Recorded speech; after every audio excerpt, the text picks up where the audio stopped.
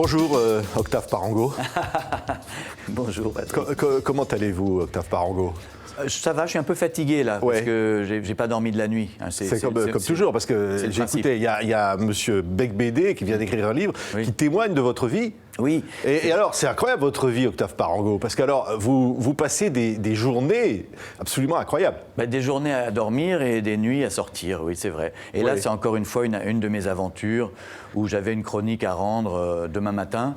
Et pendant toute la nuit, je n'ai pas réussi à l'écrire. Non, mais il faut dire que votre chronique, quand même, écoutez, Octave Parango, sur la matinale la plus écoutée de France, comment on peut aller et n'avoir rien à dire? Mais je vais vous dire, et avec nos impôts en plus. Oui. Parce que tout ça, c'est avec notre pognon. Il faut le dire, des gars qui vont à la radio sans papier. Scandaleux. C'est une honte. Non, mais c'est scandaleux, parce qu'effectivement, Octave Parango, vous n'êtes pas gérable. Ah, ouais, je sais, c'est un problème. Mais oui, mais parce que j'ai vécu en Russie pendant 10 ans, je reviens à Paris et je comprends plus rien. Je suis déphasé, je suis décalé. Je sais même plus comment adresser la parole aux femmes. Je ne sais même plus où vont les gens. Je ne comprends plus ma société, ni mon pays. Oui. Et vous ne comprenez plus pour qu'est-ce qui fait rire les gens finalement. Parce qu'au fond, on a l'impression que vous dites, c'est des ricanements, il n'y a plus vraiment d'esprit. Non, c'est ça le problème, exactement. Vous avez tout. C'est incroyable, d'ailleurs, à croire que vous ayez lu mon livre. Écoutez, j'ai commencé par la fin.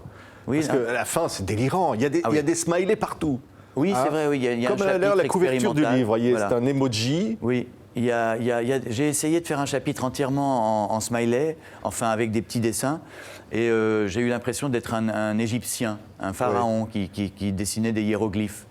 Mais oui, c'est pas moi qui ai inventé ce titre. Hein. Le titre, c'est le symbole le plus envoyé dans le monde, et on n'utilise plus le langage, le vocabulaire, c'est trop compliqué. Oui. Donc ça veut dire rolling on the floor laughing. Oui, ça veut dire se rouler par terre de rire. Oui. Ouais. Et on est une humanité qui a envie de se rouler par terre de rire pour oublier que c'est la fin du monde. En gros. Voilà la thèse positive défendue dans mon roman. Frédéric Beigbeder, quand même.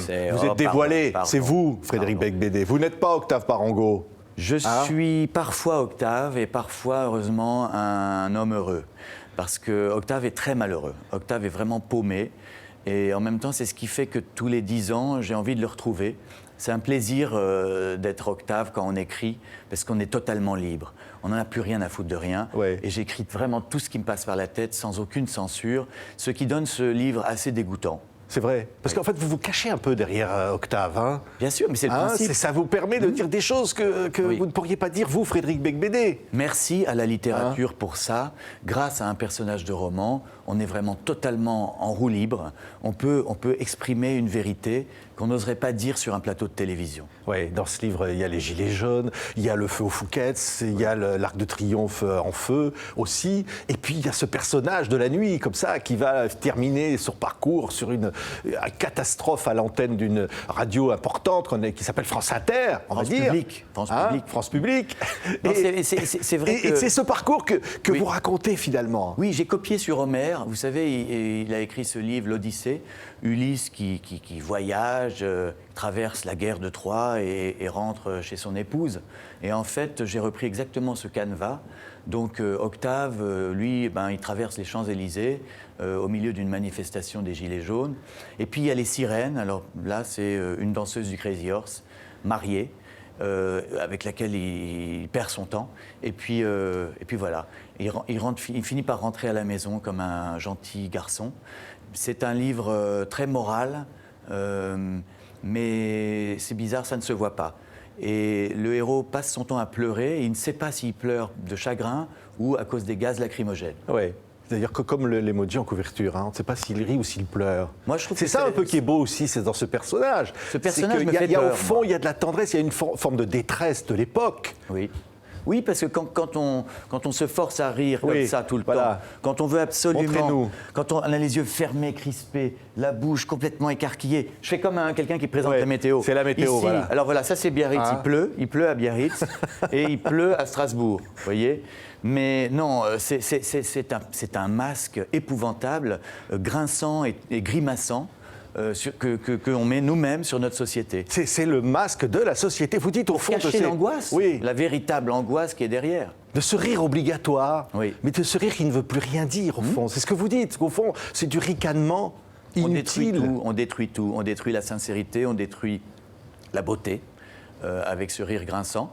Je suis le premier à avoir participé à ça. Hein. Oui, parce que vous vous tirez dans le pied, là, on va vous dire, et d'ailleurs on vous l'a dit en fait. Bien sûr. Vous dénoncez ce que vous avez été vous-même, Frédéric Beigbeder. Et en fait, ce qui m'intéresse depuis toujours, dans tous les romans, et notamment la trilogie d'Octave, c'est de parler de ce que je connais. J'ai travaillé dans la pub, j'ai travaillé dans la mode, et puis j'ai travaillé dans les médias, et j'ai à chaque fois envie d'en rire et d'essayer d'analyser ce qui ne va pas.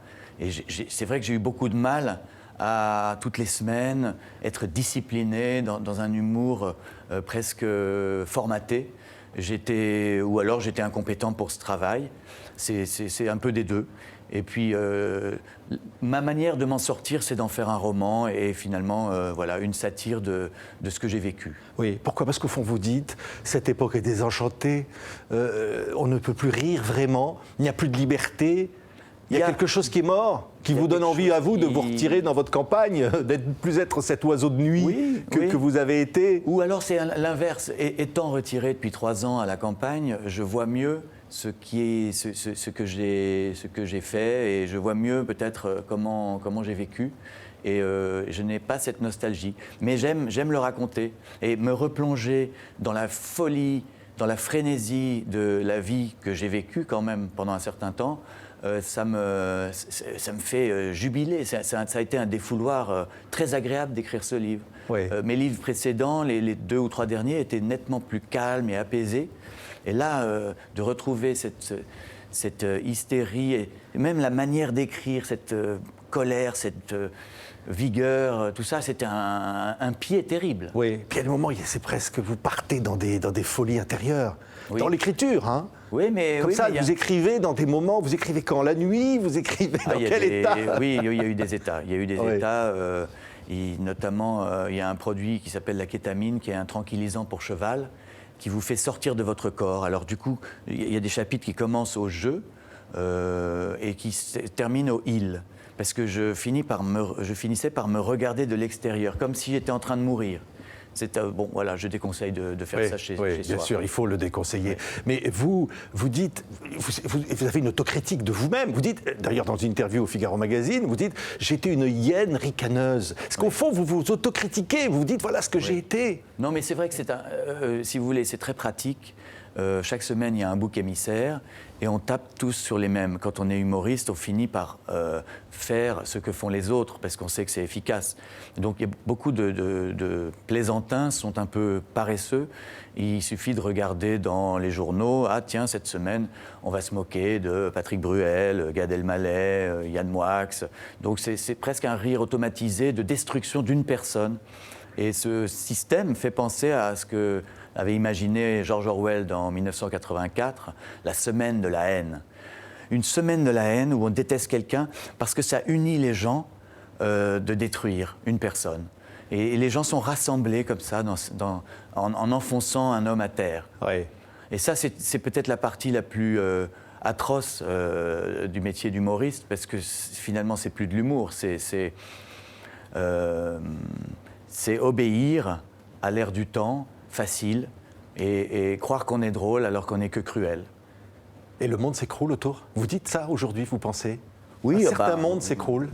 Je disais, écoutez, ce que dit Greta Thunberg aujourd'hui, je le disais il y a 20 ans dans 99 francs, on ne peut pas continuer à consommer comme ça sur une planète dont les ressources sont limitées. D'ailleurs, ce n'est pas moi qui l'ai dit dans mon livre, c'est le Club de Rome en 1972. Donc ça fait un bout de temps qu'on est au courant. On n'a rien fait pour empêcher ça. Maintenant, on s'aperçoit qu'il est presque trop tard. Il va falloir apprendre à vivre autrement. Et moi, je donne l'exemple, là pour le coup, en quittant Paris et en vivant beaucoup plus simplement qu'avant. Oui. Vous donnez l'exemple aussi, Frédéric Beigbeder, avec une certaine autocritique. Un mot sur cette affaire Maznef. Vous avez dit, oui, c'était une erreur de lui donner à l'époque le prix Renaudot. Renaudot essai. Oui, essai. Je précise. Vous dites, parce que vous c'est pas le reconnaissez finalement l'erreur, là. Vous reconnaissez que vous vous êtes trompé. Alors, on l'a donné pour un essai qui ne parle pas du tout de sa vie de pédocriminel. Mais c'est vrai que j'en ai un peu marre qu'on montre du doigt le prix Renaudot 2013, et notamment dans le journal Le Monde, parce que le journal Le Monde a employé comme chroniqueur Gabriel Matzneff de 1977 à 1982, et peut-être que ce journal Le Monde ferait mieux d'enquêter sur ces 5 années où Gabriel Matzneff avait une quarantaine d'années, était bien plus dangereux qu'à 77 ans. Donc je conseille au journal Le Monde peut-être de faire une enquête sur eux-mêmes. C'est ce que j'ai fait dans mon livre et je trouve que c'est toujours plus intéressant, plutôt que de montrer du doigt les autres, d'enquêter sur soi-même. Reconnaître ses erreurs et ne pas porter tout seul le chapeau. Au fond, c'est ça que vous dites. Le prix Renaudot 2013 était très tardif par rapport aux années 70 où Matzneff travaillait au journal Le Monde. OK ? Oui. Oui. C'est ma réponse. Oui. Et vous, Frédéric Bédet, vous prenez la liberté d'écrire, la liberté de l'imaginaire, la liberté, au fond, que quelque part vous sentez qu'aujourd'hui, elle s'échappe. Alors ça, c'est très juste ce que vous dites. Je pense en fait, le problème, c'est que dans les années 70 et 80, on pensait que la liberté était plus importante que la sécurité. Et aujourd'hui, c'est le contraire. C'est sans doute un progrès, puisqu'on se sent plus protégé. On est des citoyens que l'État protège le mieux possible, mais la liberté diminue. Est-ce qu'un jour, on ne regrettera pas aussi d'avoir amenuisé notre liberté ? Certes, évidemment, il y avait des dégâts quand les gens étaient plus libres, ça c'est sûr. Il y a eu des monstres comme ça qui ont pu agir, mais échanger sa liberté contre la sécurité, je ne suis pas certain qu'on y gagne complètement au change. Oui, vous êtes toujours mort de rire, hein. Mort de rire, non, regardez, mais... je parle très sérieusement là, même un peu trop sérieusement. C'est juste, le rire est terrible parce que le rire cache une forme de désespoir. Oui, je crois que... Enfin, mais derrière tout ça, derrière cette joie apparente, derrière cette folie de la nuit, il y a du désespoir. Ah, le livre... Par exemple, vous avez dit, avant je faisais la fête chaque nuit, maintenant je vais faire la fête le jour. C'est vrai ça ? C'est-à-dire que, ayant des enfants en bas âge, je suis réveillé très tôt le matin et j'ai découvert la beauté du ciel à l'aube. Le ciel est rouge sur la mer et j'ai découvert aussi qu'on pouvait tout à fait, par exemple, commander une bouteille de vin à l'heure du déjeuner et se comporter comme s'il était 4 heures du matin, mais à 4 heures de l'après-midi. Oui. Et c'est peut-être encore plus trash, finalement. C'est les pères de famille complètement bourrés dans des goûters d'enfants. Ça, c'est très intéressant. C'est un phénomène que je découvre en ce moment. Mais tout ça vous donne envie d'écrire. Parce que ce qu'il faut, c'est que vous avez dit, quand on m'a employé sur une radio de service public, on savait que ça finirait dans un bouquin, et je le fais. Oui, c'est vrai que on peut pas dire, aucun employeur ne pourra dire qu'il a été pris par surprise. J'ai toujours écrit sur ce que je faisais, donc ça me fait marrer quand les gens sont étonnés. Oh, mais pourquoi c'est mon métier. Mon seul fonds de commerce, au fond, c'est de raconter mes expériences professionnelles et personnelles. J'essaie d'en faire de la littérature, c'est-à-dire qu'il y ait du style, qu'il y ait quelque chose de coruscant, qui ouvre les yeux des gens sur le monde. Mais c'est quand même triste de n'avoir aucune imagination. Oui, cette nuit d'errance de Octave Parango. Oui. C'est un magnifique livre. Merci beaucoup. Merci. Et je vous conseille de le lire.